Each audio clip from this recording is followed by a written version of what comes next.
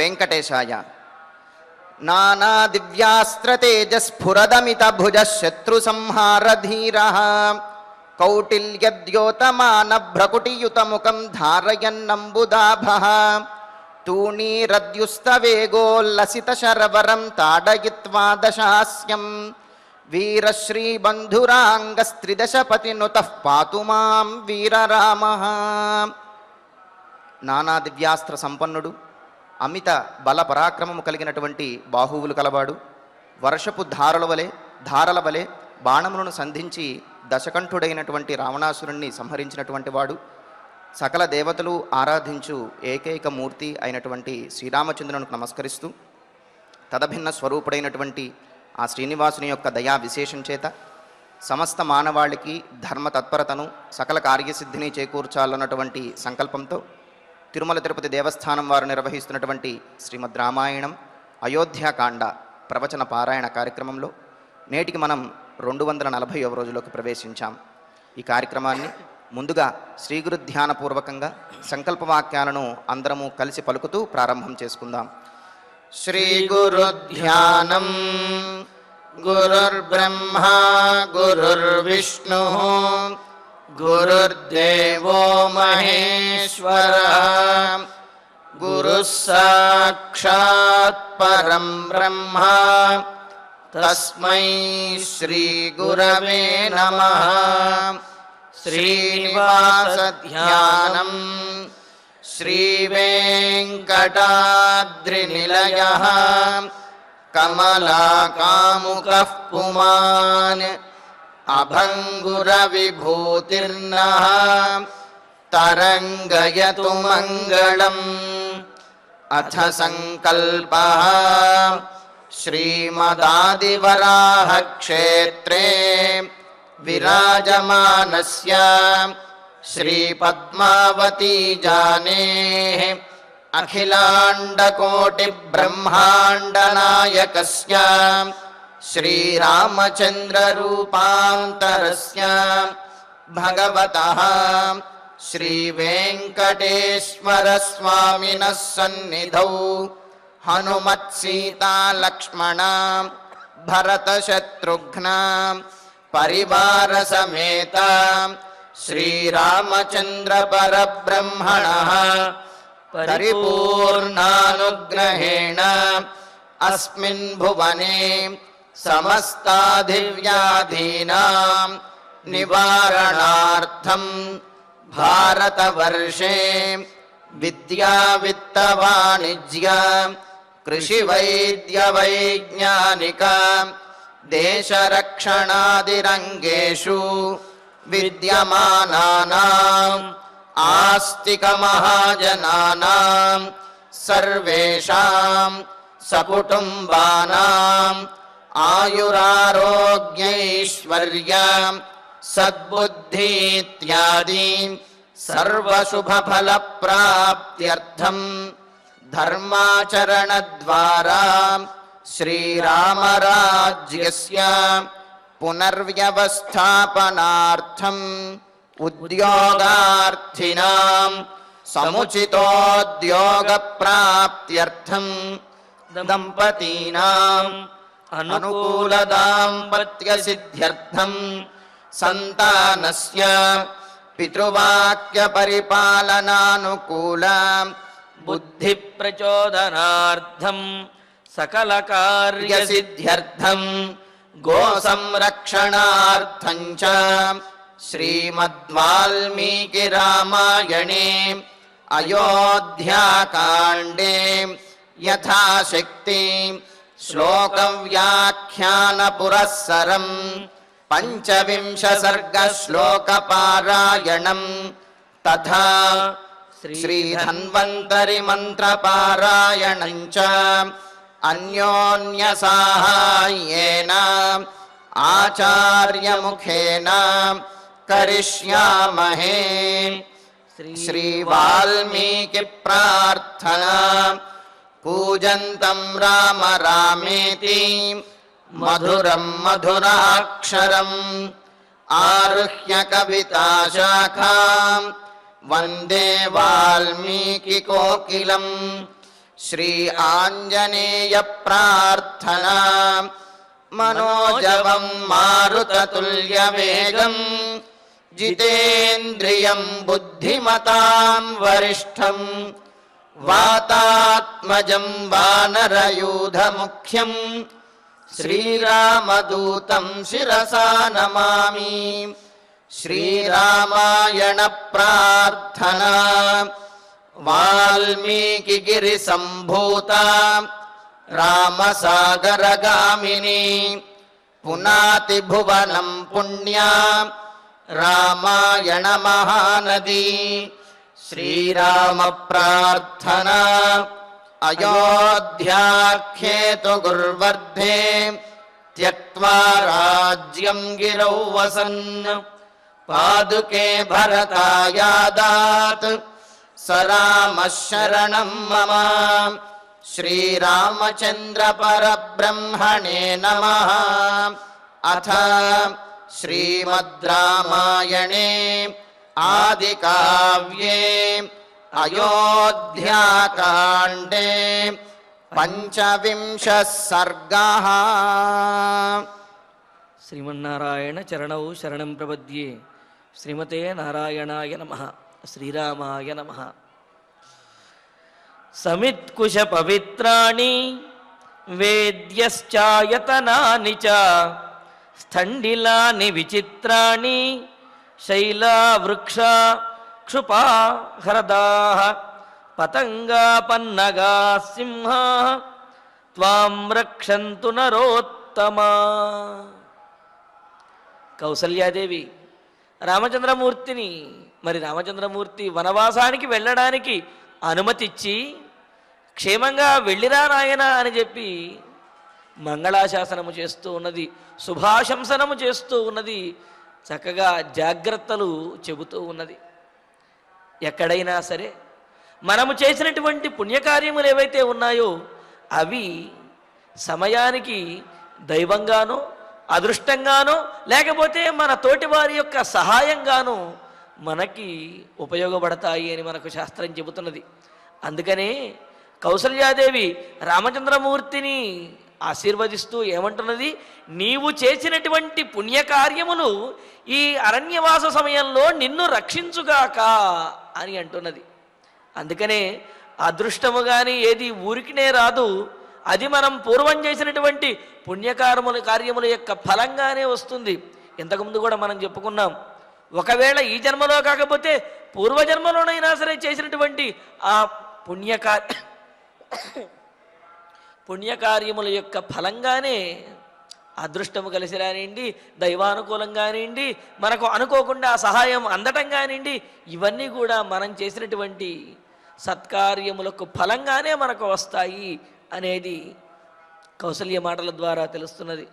ఏమన్నది, తల్లిదండ్రులను సేవించడం ద్వారాను, పెద్దలను గౌరవించడం ద్వారాను, సత్యవాక్ పరిపాలన ద్వారాను నీవు ఆర్జించినటువంటి పుణ్యం ఏదైతే ఉందో ఆ పుణ్యము నీకు వనవాసంలో నిన్ను రక్షించుగాక నాయన, దీర్ఘాయుష్మంతుడివై నీవు వర్ధిల్లవయ్యా అని చెప్పి కూడా ఇంతకు ముందు శ్లోకంలో చెప్పింది కదా.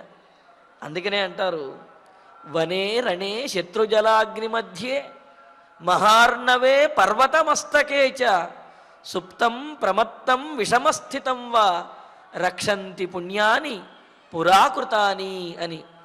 వనంలో ఉండనివ్వండి, రణంలో అంటే యుద్ధంలో ఉండనివ్వండి, అలాగే శత్రువుల మధ్యలో ఉండండి, జలంలో పడి ఉండనివ్వండి, అగ్నిలో ఉండనివ్వండి, ఎక్కడ ఉన్నప్పటికీ కూడా మహార్ణవే సముద్రంలో పడిన పర్వతమస్తకేచ పర్వతముల యొక్క అగ్రభాగంలో నిలుచుని ఉన్నప్పటికీ కూడా సుప్తం నిద్రపోతున్న వాడినైనా, ప్రమత్తం తెలివి లేనటువంటి వాడైనా, తెలివి తప్పినటువంటి వాడైనా సరే, విషమస్థితం విషమమైనటువంటి ఆపదలలో చిక్కుకున్న వాడైనప్పటికీ కూడా వాడిని ఏవి రక్షిస్తాయి అని అంటే వారు పూర్వం చేసినటువంటి పుణ్యములే ఏదో విధంగా అదృష్ట రూపంలోనూ ఇతరుల యొక్క సహాయంగానూ అనూహ్యంగా రక్షించబడతారు. వాళ్ళు ఆ పుణ్యములే వారిని రక్షిస్తాయి. అందుకనే రక్షంతి పుణ్యాని పురాకృతాని అని అన్నారు. అందుకనే కదా కౌసల్యాదేవి కూడా ఏమని అంటున్నది? నీవు చేసినటువంటి పుణ్యకార్యములు ఏవైతే ఉన్నాయో, నీ సద్గుణములు ఏవైతే ఉన్నాయో, సదాచారములు ఏవైతే ఉన్నాయో అవి నిన్ను రక్షించుగాక అని చెప్పి కౌసల్యాదేవి ఆశీర్వదిస్తుంది. ఇది ఉత్తమమైనటువంటి తల్లి యొక్క లక్షణం. అందుకనే మహాభారతంలో కూడా దుర్యోధనుడు ఆ కురుక్షేత్ర యుద్ధానికి వెళ్ళబోతూ గాంధారికి నమస్కరిస్తే పతివ్రతామ తల్లి ఆమె ఏమన్నది? యతో ధర్మస్తతో జయ అని అన్నది. అంతేగాని నువ్వు నా కుమారుడివి కాబట్టి ఎలా అయినా అన్యాయంగా అయినా అధర్మంగా అయినా సరే నీకే విజయం ప్రాప్తిస్తుంది అనే మాట గాంధారి అనలేదు.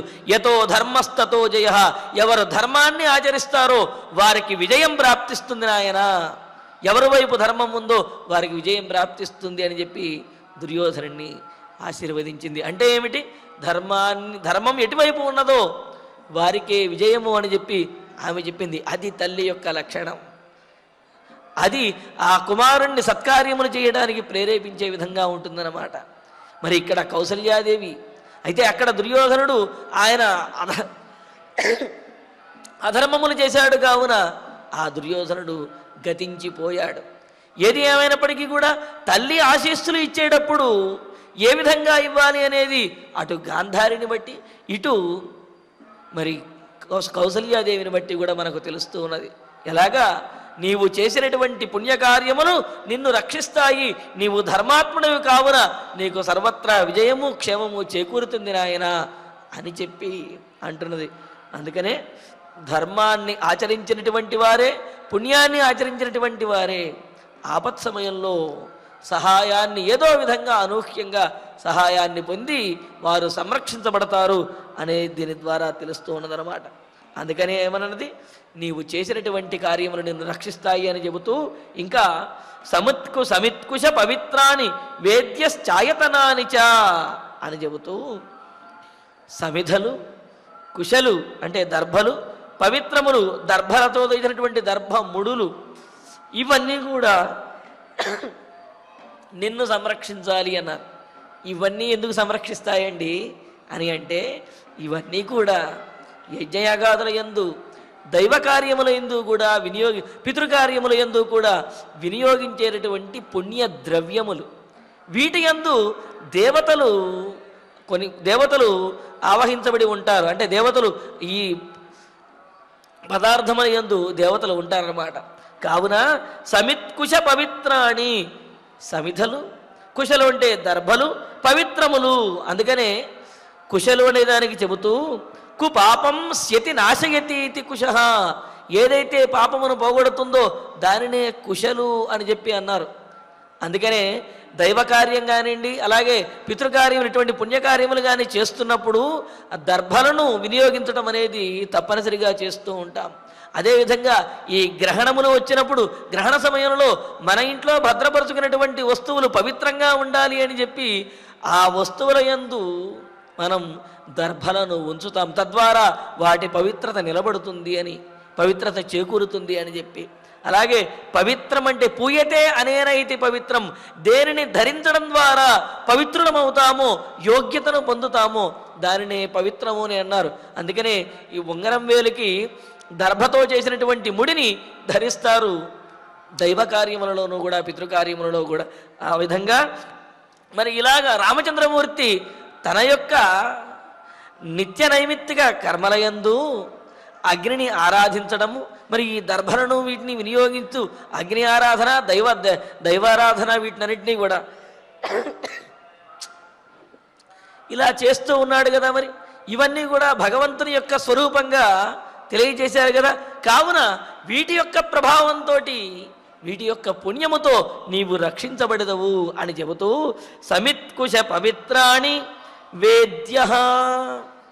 మరి రామచంద్రమూర్తి ప్రతిరోజు కూడా అగ్నిని ఆరాధిస్తూ ఉండేవాడు. అలాగా ఔపాసన మొదలైనటువంటి క్రియల చేత తద్వారా అగ్ని యొక్క అనుగ్రహం అనేది రామచంద్రమూర్తి యందు ఉంటుంది. పైగా చెబుతారు, అగ్నిని ప్రతిరోజు కూడా ఎవరైతే ఆరాధన చేస్తారో వారికి ఆ అగ్నిదేవుడు వశమై ఉంటాడు అని చెప్పి. ఎలాగైతే వశిష్ఠాశ్రమాన్ని వర్ణిస్తూ వశిష్ఠ మహర్షి తన ఆశ్రమంలోంచి ఎక్కడికైనా బయటకు వెళ్ళి తిరిగి మరలా ఆశ్రమంలోకి వస్తూ ఉంటే ఆశ్రమంలో ఉన్నటువంటి అగ్నులు ఎదురు వచ్చేవిట.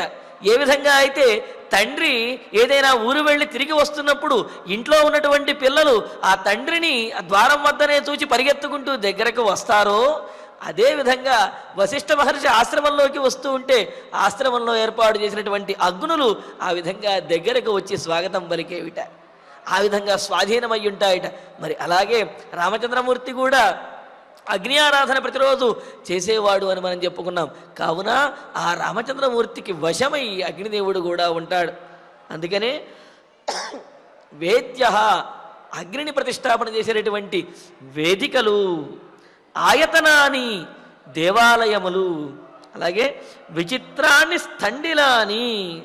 స్థండిలములు అంటే దైవారాధన చేయటం కోసం, లేకపోతే దేవతా ప్రతిష్టలు చేయటం కోసం, ఆ కలశములు కానీ వాటిని ఉంచటము కోసము ఒక స్థండిలము అంటే మనం ముగ్గు వేయటం అంటాం కదా, అలాగా చిత్ర విచిత్రమైనటువంటి, లేకపోతే కనీసం పంచవర్ణక అంటే 5 రకాలైనటువంటి రంగులతోటి ముగ్గులను వేసి దాని మీద ధాన్యమును ఉంచి దాని మీద కలశము ఉంచడం అనేది మనం ఈ పూజాది కార్యక్రమాల్లో చూస్తూ ఉంటాం.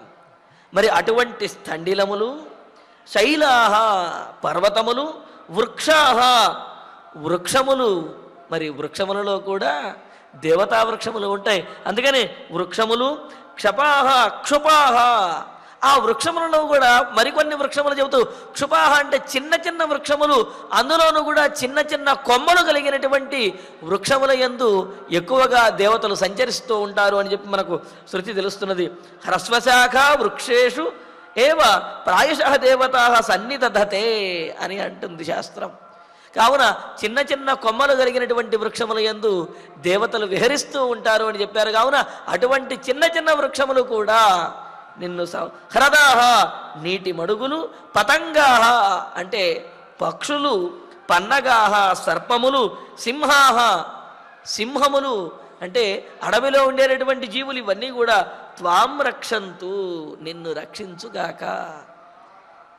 పతంగములు అలాగే ఈ సెలయేరులు ఇవన్నీ ఎలా రక్షిస్తాయి అంటే, సమయానికి నీరు దొరికింది అనుకోండి రక్షించబడినట్లే కదా.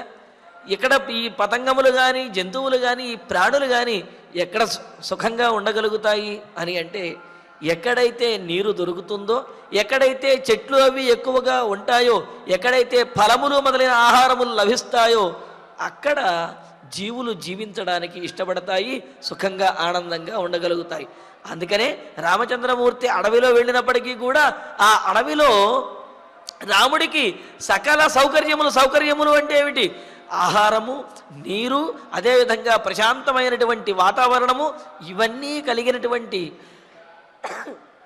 ప్రదేశములలో సంచరించాలి అని, మరి అక్కడ ఉన్నటువంటి జీవుల ద్వారా రామునికి ఎటువంటి ఆపద కలుగకూడదు అని చెప్పి కౌసల్యాదేవి ఆశీస్సులను అందిస్తూ ఉన్నదన్నమాట.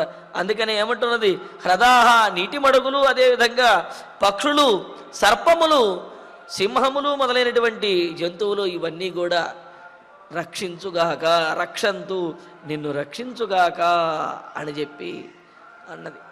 ఈ విధంగా రామచంద్రమూర్తి వేటినైతే గౌరవించాడో అవన్నీ కూడా రాముణ్ణి రక్షించాలి అని అన్నారు. చూడండి ఏమిటి అంటే, సమిత్కుశ పవిత్రాణి వేద్య ఆయతనాని విచిత్రాణి సండిలాని అని చెప్పి మొదటి పాదంలో చెప్పారు. రామచంద్రమూర్తి ఆ పట్టాభిషేకం కోసం వీటినన్నిటినీ కూడా వశిష్ఠ మహర్షి మొదలైనటువంటి వారు సమిధలు, కుశలు, అదేవిధంగా వేదికలు, కలశములు వీటన్నిటినీ కూడా సిద్ధం చేశారు. సిద్ధం చేస్తే మరి రాముణ్ణి దశరథ మహారాజు తన అంతఃపురానికి పిలిపించాడు. పిలిపించి కైకేయి ద్వారా పట్టాభిషేకం లేదు అని చెప్పి, పట్టాభిషేకం లేదు, వనవాసానికి వెళ్ళాలి అని కైకేయి ద్వారా తెలిసింది. తెలిసిన తరువాత రామచంద్రమూర్తి ఆ దశరథ మహారాజు యొక్క అంతఃపురం నుండి బయటకు తిరిగి వస్తూ తిరిగి వస్తూ ఉంటే ఆ మధ్యలో తన పట్టాభిషేకం కోసం ఏర్పాటు చేసినటువంటి ఆ వేదికలు, అదేవిధంగా అగ్ని ఆరాధన చేయడం కోసం ఏర్పాటు చేయబడిన అగ్ని వేదికలు, సమిధలు, కుశలు, కలశములు ఇవన్నీ కూడా పూజా ద్రవ్యములన్నీ కూడా కనిపించాయి. కనిపించగానే వాటిని చూచిన వెంటనే రామచంద్రమూర్తి వాటికి ఒకసారి ప్రదక్షిణం చేసి, వాటికి నమస్కరిస్తూ ప్రదక్షిణం చేసి ఆయన బయటికి వచ్చాడు. అంతేగాని ఇవి నాకు ఉపయోగపడలేదు, నా పట్టాభిషేకం ఆగిపోయింది కావున ఇవి నాకు వద్దు అని చెప్పి వాటిని తిరస్కరించలేదు. తనకు ఉపయోగపడినా పడకపోయినప్పటికీ కూడా గౌరవించవలసినటువంటి వాటిని గౌరవించి తీరవలసినదే. ఎందుకంటే అవన్నీ కూడా భగవత్ స్వరూపములు అని చెప్పి రామచంద్రమూర్తికి తెలుసు. అందుకనే తన పట్టాభిషేకం ఆగిపోయిన తరువాత కూడా ఆ పట్టాభిషేక సంభారమైనటువంటి పవిత్రమైనటువంటి ఆ ద్రవ్యములన్నిటికీ కూడా ప్రదక్షిణం చేశాట. ఆ ప్రదక్షిణం చేసేటప్పుడు కూడా ఏమనుకున్నాడు అంటే, దానికి అప్పుడు కూడా చెప్పుకున్నాం, ఈ ద్రవ్యముల చేత తన తమ్ముడైనటువంటి భరతునికి పట్టాభిషేకం జరగాలి అని భావించారట రామచంద్రమూర్తి.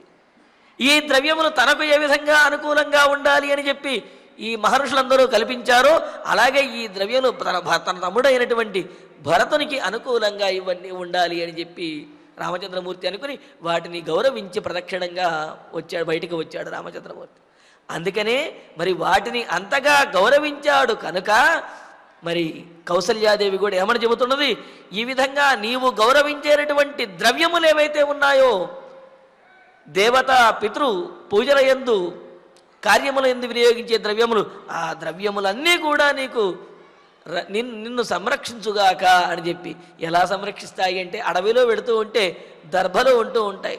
మరి ఆ దర్భలు నడుస్తూ ఉంటే శరీరానికి తగిలితే శరీరం చీలిపోయేంతగా ఆ విధంగా పదునుగా ఉంటాయి. కానీ ఆ సమయంలో అవి తగలకుండా ఉండటము, లేకపోతే వాటి నుండి తప్పించుకోగలగటము, వాటి వల్ల అపాయము లేకుండా ఉండటము కూడా మరి ముఖ్యమే కదా. అందుకనే ఇక్కడ కౌసల్యాదేవి నీవు వేటినైతే ఆరాధించినట్లుగా గౌరవించావో అవన్నీ కూడా నిన్ను సంరక్షించుగాక అని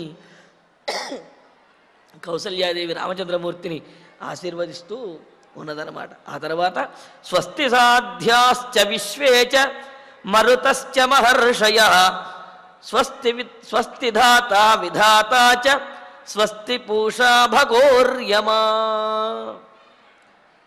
స్వస్తి వాచనము అని అంటూ ఉంటాం. ఏమిటి స్వస్తి అని అంటే, స్వస్తి పలికారు అని మనం ఏదో సరదాగా అంటాం. స్వస్తి పలికారు అంటే ఇక పూర్తి చేశారు అని చెప్పి. అయితే ఆ పూర్తి చెయ్యటము కూడా ఎలాగా అంటే, మంగళాంతముగాను కార్యము సఫలమైనట్లుగాను పూర్తి చేసినప్పుడు స్వస్తి అనే పలకాలిట. అంతేగాని కార్యం మధ్యలో వదిలేసి వస్తే స్వస్తి పలికాడును, లేకపోతే ఆ చదువుని మధ్యలో విడిచిపెట్టి వచ్చేస్తే స్వస్తి పలికాడు అనో మనం అనకూడదు. స్వస్తి అనే పదం ఎక్కడ ప్రయోగించాలి అంటే, కార్యం సఫలమైనప్పుడు, కార్యాన్ని పరిపూర్ణంగా సాధించినప్పుడు అప్పుడు స్వస్తి అని చెప్పాలి. అందుకే కన్నా మన పెద్దలు కూడా తాము అనుకున్నటువంటిది పూర్తయినప్పుడు, తాను చెప్పదలుచుకున్నటువంటిది పరిపూర్ణమైనప్పుడు స్వస్తి అని చెప్పి ఆశీర్వదిస్తారు. మరి ఆ విధంగా ఇక్కడ స్వస్తి చెబుతూ ఉన్నది రామచంద్రమూర్తికి కౌసల్యాదేవి. ఏమని? సాధ్యాశ్చ స్వస్తి సాధ్యాశ్చ విశ్వేచ మరుతశ్చ మహర్షయః అని చెబుతూ, సాధ్యులు అంటే దేవతాగణం.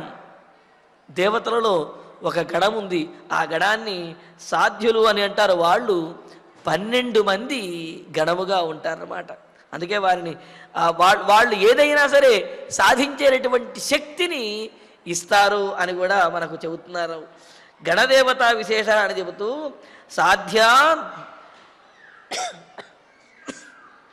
ద్వాదశ విఖ్యాతా రుద్రాశ్చేకాదశ స్మృతా అని అంటూ, మనోమంతా తథా ప్రాణో నరోపానశ్చ అని ఇలాగా అగ్నిపురాణంలో మనకు ఆ సాధ్యుల గురించి చాలా విపులంగా తెలియజేశారు. ఆ సాధ్యులు కార్యసాధక లక్షణాలని, కార్యాన్ని సాధించేటటువంటి శక్తిని కూడా ఇస్తారు అని చెప్పి అంటున్నారు.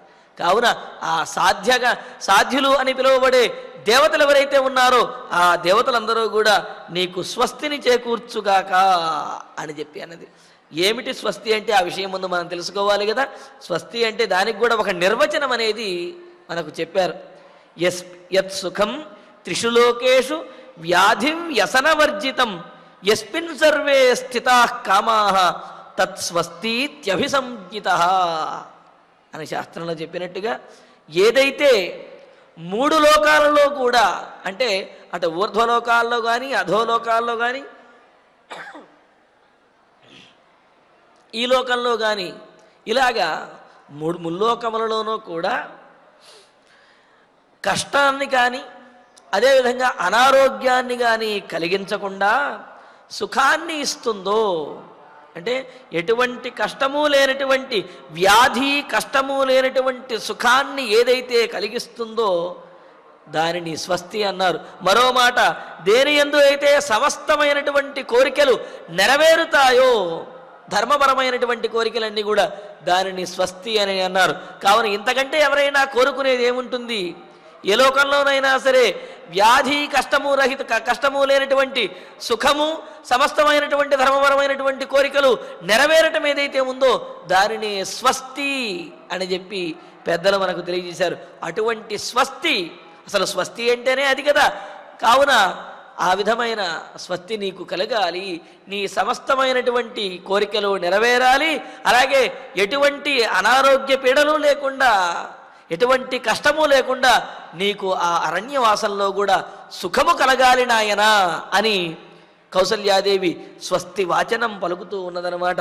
సాధ్యాశ్చ సాధ్యులు అనే దేవతలు, విశ్వేచ విశ్వే దేవతలు. ఈ విశ్వే దేవతలు కూడా మన వంశము వృద్ధి చెందడానికి, మన పితృదేవతలు ఆనందించడానికి ఈ విశ్వే దేవతలు చాలా గొప్పగా సహకరిస్తారు అని చెప్పి చెబుతున్నారు. అందుకనే విశ్వే దేవతలు 10 మంది అని చెప్పి 13 మంది అని చెప్పిలాగా ఆ విశ్వే దేవతలను కీర్తిస్తూ అక్కడ వసుబంధులు, క్రతుదక్షులు, కాలకాములు, ధూర్విలోచనులు, పురూరవార్ధములు అని ఈ విధంగా విశ్వే దేవతలు 5 జంటలుగా మనకు తెలియజేశారు. క్రతుదక్షో వసుసత్య కామః కాలస్తథాధ్వని రోచకశ్చ ఆద్రవశ్చైవ తథాచాన్యే పురూరవాహ అని అగ్నిపురాణంలో చెబుతూ, అదేవిధంగా మత్స్యపురాణంలో కూడా ఈ 13 మంది విశ్వేదేవతలు ఉంటారు అని ఇలాగా మనకు విశ్వేదేవతల గురించి తెలియజేశారు.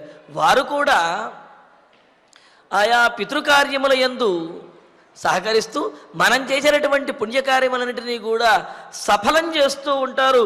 మన దీక్షలను ఆ దీక్షా భంగం కాకుండా దీక్షను చక్కగా కొనసాగే విధంగాను, ఆ దీక్షాఫలం మనకు అందే విధంగాను కూడా మనకు ఆ ఫలాన్ని అందించేటటువంటి వారు ఈ విశ్వే దేవతలు అని అన్నారు. మరి వారిలో కూడా చిన్న విశేషం అనేది ఉన్నది. ఇష్టిశ్రార్థే దక్షక్రతు సంకీర్త్యౌ విశ్వేదేవకౌ అని చెబుతూ నాందీముఖే సత్యవసు. నాందీముఖము అంటే మనం శుభకార్యములు అదేవిధంగా ఉపనయనం చేసేటప్పుడు నాందీముఖము అని అంటాం. ఆ నాందీముఖంలో సత్యవసు అనే విశ్వేదేవతలు కాపాడుతూ ఉంటారట. అలాగే సపిండీకరణము అని చేస్తారు శ్రాద్ధ కర్మయందు. ఆ సపిండీకరణములో కాలకాములు అనే విశ్వేదేవతలు, అలాగే పార్వణ శ్రాద్ధములు వీటినన్నింటినీ చేసేటప్పుడు పురూరవార్త్రములు అని చెప్పి, హిరణ్య శ్రాద్ధములు ధనరుచి అని ఇరువురు, అదేవిధంగా తీర్థశ్రాద్ధములు ఎక్కడికైనా మనం పుణ్యతీర్థములకు వెళ్ళి అక్కడైతే పితృకార్యములు చేసే సందర్భంలో ధూరి విలోచనలు అని చెప్పి ఈ విధంగా వీరందరూ కూడా మనం చేసేటటువంటి పుణ్యకార్యములు వాటిని సంరక్షిస్తూ ఆ ఫలములను మనకు అందించేటటువంటి వారు విశ్వేదేవతలు. వారందరూ కూడా నిన్ను సంరక్షించుగాక అని చెప్పి రామచంద్రమూర్తికి కౌసల్యాదేవి శుభాశంసనం చేస్తూ ఉన్నదన్నమాట. సాధ్యా విశ్వేదేవాశ్చ మరుతః. మరుత్తులు అనేటువంటి వాయుదేవతలు, వారిని మరి దితి యొక్క గర్భము నుండి కూడా జనించినటువంటి వారు, ఇంద్రుని చేత 7గా చెయ్యబడినటువంటి వారు మరుత్తులు, సప్తమరుత్తులు అని అంటారు. మరి ఆ సప్తమరుత్తులు కూడా నిన్ను కాపాడుగాక అని చెప్పి ఆ సప్తమరుత్తుల యొక్క విశేషం ఏమిటంటే వాయు రూపంలోనే ఉంటారు వాళ్ళు 7 ప్రదేశములలో ఉండి ఈ విశ్వమంతటిని కూడా ఈ సృష్టిని అంతటినీ కూడా నడిపిస్తూ ప్రాణులందరికీ కూడా ప్రాణవాయువుని అందించేటటువంటి వారు అని చెప్పి అంటున్నారు. మరి ఆ మరుత్తులు ఆవహము, ప్రవహము, సంవహము, ఉద్వహము, వివహము, పరివహము, పరావహము అని చెప్పి ఈ విధంగా ఈ సృష్టిలో మరుత్తులు ఆ వాయుదేవతలు వారు ఉంటారు.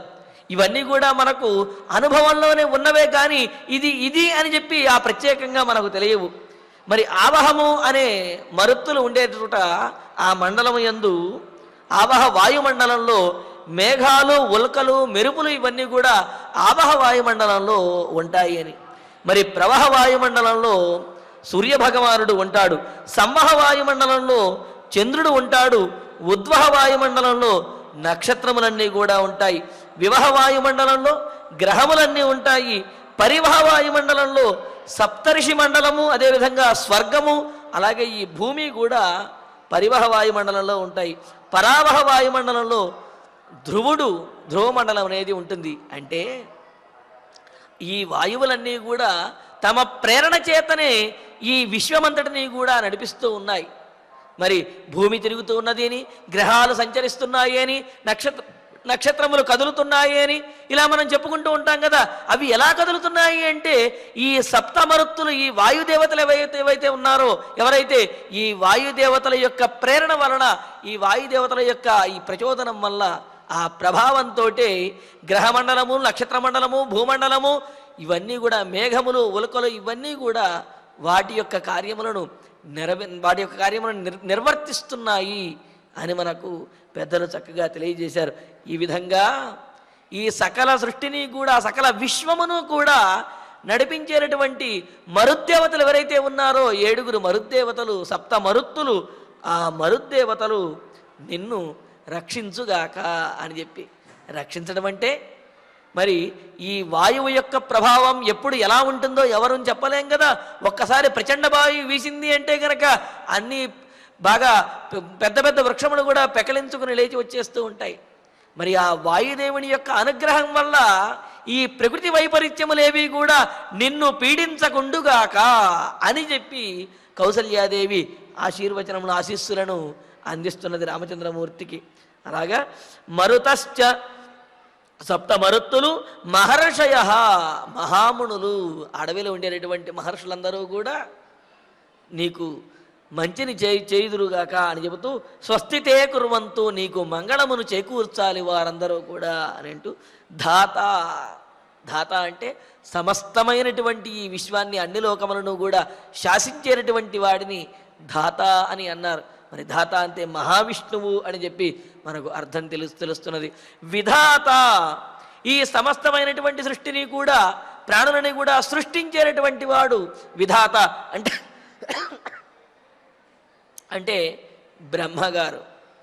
ఆ విధంగా బ్రహ్మగారు విధాత అంటే బ్రహ్మగారు స్వస్తితే కుర్వంతు, నీకు మంగళమును చేకూర్చుగాక అని చెప్పి అన్నారు. ఇలాగా పూష అనేటువంటి పూష భగ అర్యమ స్వస్తితే కుర్వంతు అని అంటూ, మరి సూర్యునిలో ద్వాదశాదిత్యులు అని చెప్పి 12 భేదములు ఉన్నాయి కదా. ఆ 12 రకాలైనటువంటి సూర్యుల గురించి కూడా చెబుతూ అటువంటి సూర్య ప్రత్యక్ష దైవమైనటువంటి సూర్య భగవానుడు కూడా నీకు స్వస్తి మంగళమును చేకూర్చుగాక అని చెప్పి ఇలాగా కౌసల్యాదేవి వనవాసానికి బయలుదేరుతున్నటువంటి రామచంద్రమూర్తికి సమస్త దేవతలు, అదేవిధంగా సమస్త పుణ్య ద్రవ్యములు, పరిశ్రమలో ఉండేటటువంటి సమస్తమైనటువంటి ప్రాణులు కూడా రామచంద్రమూర్తికి మంగళమును చేకూర్చుగాక, రామచంద్రమూర్తిని సంరక్షించుగాక, తద్వారా లోక కళ్యాణం కలుగుగాక అని చెప్పి కౌసల్యాదేవి చక్కగా మంగళాశాసనం చేస్తున్నది. మరి ఇందులో ఉన్నటువంటి మరిన్ని విశేషాలను రేపటి ప్రవచనంలో తెలుసుకుందాము. ఇక ఇప్పుడు ఆచార్యుల వారి ద్వారా శ్లోకాలను పారాయణ చేసుకుందాము. సమిత్కుశ పవిత్రాణి సమిత్కుశ పవిత్రాణి వేద్యశ్చ ఆయతనాని చ ఆయతనాని చ స్థండిలాని ఖండిలాని విచిత్రాణి విచిత్రాణి శైలావృక్షాః శైలావృక్షాః క్షుపాహ్రదాః క్షుపాహ్రదాః పతంగాః పతంగాః పన్నగాः సింహాః పన్నగాः సింహాః త్వాం రక్షन्तు త్వాం రక్షन्तు నరోత్తమా నరోత్తమా స్వస్తి సాధ్యాశ్చ స్వస్తి సాధ్యాశ్చ విశ్వే చ విశ్వే చ మరుతశ్చ మరుతశ్చ మహర్షయః మహర్షయః స్వస్తి ధాతా స్వస్తి ధాతా విధాతా చ విధాతా చ స్వస్తి పూషా స్వస్తి పూషా భగోర్యమా భగోర్యమా లోకపాలాశ్చ లోకపాలాశ్చ ते सर्वे వాసవ వాసవ प्रमुखास्तथा ప్రముఖాస్తదా वासव प्रमुखास्तथा వాసవ ప్రముఖాస్తదా ऋतवश्चैव ఋతవశ్చైవ पक्षाश्च పక్షాశ్చ मासाः మాసాః संवत्सराः क्षपाः సంవత్సరాः క్షపాः दिनानि च దినాని చ मुहूर्ताश्च ముహూర్తాశ్చ स्वस्ति कुर्वन्तु స్వస్తి కుర్వంతు ते सदा తే సదా स्मृतिः స్మృతిః धृतिश्च धर्मश्च ధృతిశ్చ ధర్మశ్చ पातु त्वां పాతు త్వాం पुत्र सर्वतः పుత్ర సర్వతః स्कन्दश्च స్కంధశ్చ भगवान् देवः భగవాన్ దేవః सोमश्च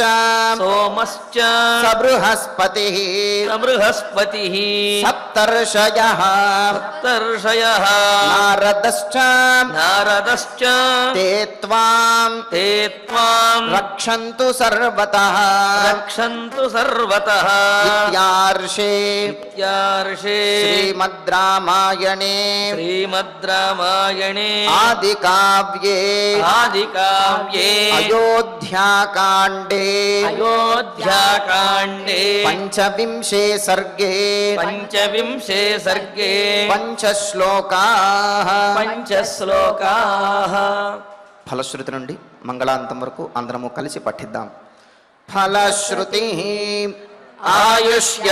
ఆయుష్యమారోగ్యకరం యశస్యం సౌభ్రాతృకం బుద్ధికరం సుఖం చ శ్రోతవ్యమేతన్నియమేన సద్భిః ఆఖ్యానమోజస్కరమృద్ధికామైః శ్రీరామచంద్ర పరబ్రహ్మణే నమః.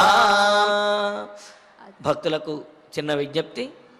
ధనుర్మాసం సందర్భంగా నెల రోజుల నుండి కూడా మన అయోధ్యకాండ పారాయణ ప్రవచన కార్యక్రమం ఉదయం 8 గంటల నుండి 9 గంటల వరకు నిర్వహించబడింది. ఈ రోజు వరకు కూడా రేపటి నుండి మన అయోధ్యకాండ ప్రవచన పారాయణ కార్యక్రమం యథాపూర్వంగా ఉదయం 7 గంటల నుండి 8 గంటల వరకు నిర్వహించబడుతుంది. రేపటి నుండి మన అయోధ్యకాండ పారాయణ కార్యక్రమం ఉదయం 7 గంటల నుండి 8 గంటల వరకు నిర్వహించబడుతుంది. భక్తులందరూ ఈ విషయాన్ని గమనించవలసిందిగా ప్రార్థన. అదేవిధంగా శ్రీవారి యొక్క అనుగ్రహంతో, ఆ గోదారంగనాథుల యొక్క అనుగ్రహంతో భక్తులందరికీ కూడా సకల భోగభాగ్యాలు కలగాలి అని చెప్పి పండగ శుభాకాంక్షలను తెలియజేస్తూ ఇక ఇప్పుడు మన ఈనాటి కార్యక్రమాన్ని చక్కగా మంగళాంతంగా ఆచార్యుల వారితో కలిసి అందరము కలిసి పఠించి ఈ కార్యక్రమాన్ని పరిపూర్ణం చేసుకుందాము. అథ ధన్వంతరి ధ్యానం అచ్యుతానంత గోవింద విష్ణో నారాయణామృత రోగాన్ మే నాశయాశేషాన్ ఆశు ధన్వంతరే హరే ఆరోగ్యం దీర్ఘమాయుష్యం బలం తేజోధియం శ్రియం స్వభక్తేభ్యోనుగృహంతం వందే ధన్వంతరిం హరిం. ధన్వంతరేరిమం శ్లోకం భక్త్యా నిత్యం పఠంతి యే అనారోగ్యం న తేషాం స్యాత్ సుఖం జీవంతి తే చిరం.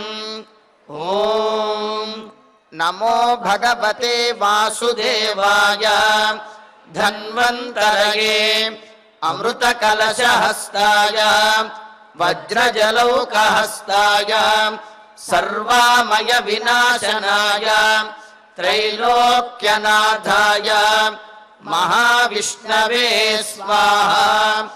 ఓం వాసుదేవాయ విద్మహే సుధాహస్తాయ ధీమహి తన్నో ధన్వంతరిః ప్రచోదయాత్.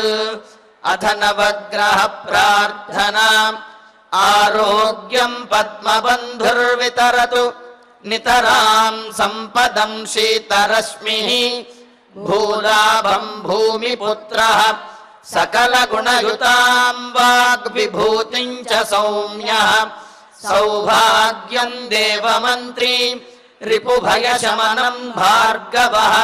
శౌర్యమార్కిః దీర్ఘాయుః సైంహికేయః. విపులతరయశః కేతుః ఆచంద్రతారం. అరిష్టాని ప్రణశ్యంతు దురితాని భయాని చ. శాంతిరస్తు శుభం మేస్తు గ్రహాః కుర్వంతు మంగళం. అధ క్షమా ప్రార్థనా. యదక్షరపదభ్రష్టం మాత్రాహీనం చ యద్భవేత్ తత్సర్వం క్షమ్యతాం దేవ. నారాయణ నమోస్తుతే. అథ భగవత్సమర్పణం. కాయేన వాచా మనసేంద్రియైర్వా బుద్ధ్యాత్మనా వా ప్రకృతే స్వభావాత్ కరోమి యద్యత్ సకలం పరస్మై నారాయణాయేతి సమర్పయామి. అథ మంగళం శ్రియః కాంతాయ కళ్యాణ నిధయేర్ధినాం. శ్రీవేంకట నివాసాయ శ్రీనివాసాయ మంగళం. స్వామి బోధానంద గోసేవ ఆశ్రమం సైథాపూర్. జ్యోతిష్యం వాస్తుశాస్త్రం మన పూర్వీకులు మనకిచ్చిన వరం. దుర్గాదేవి కాలభైరవ ఉపాసనతో వాక్సిద్ధి పొందిన శ్రీ శ్రీ బోధానందగిరి స్వామివారు మీకు ఎలాంటి సమస్యలున్నా, వాటిలో ముఖ్యంగా ధన నష్టం, ఆరోగ్య నష్టం, భార్యాభర్తల మధ్య గొడవలు, ప్రేమించుకున్న వారు దూరం అవడం, ఎన్ని సంబంధాలు వచ్చినా పెళ్లి ముడి పడకపోవడం, రోడ్డు ప్రమాదాలు, అప్పుల బాధలు, వ్యవసాయంలో నష్టాలు, పెద్దల మాట పిల్లలు వినకపోవడం, ఆరోగ్య శాంతి, గృహశాంతి, మనశ్శాంతి లేకపోవడం, ఇలాంటి సమస్యలు ఉన్నట్లయితే ఒక్కసారి స్వామీజీని కలవండి. మీ సమస్యలకు తగిన పరిష్కారాన్ని పొందండి. అంతేకాక అన్ని రకాల వ్యాధులకు గోపంచగవ్య మరియు మూలికా వైద్యం చేయబడును. నమ్మకంతో రండి, ఆయురారోగ్యాలతో వర్ధిల్లండి. మా అడ్రస్ స్వామి బోధానంద గోసేవ ఆశ్రమం సైథాపూర్, వీరభద్రస్వామి గుడి దగ్గర, యాదగిరిగుట్ట. సంప్రదించవలసిన నెంబర్ 9849213754 మరియు 9618034138.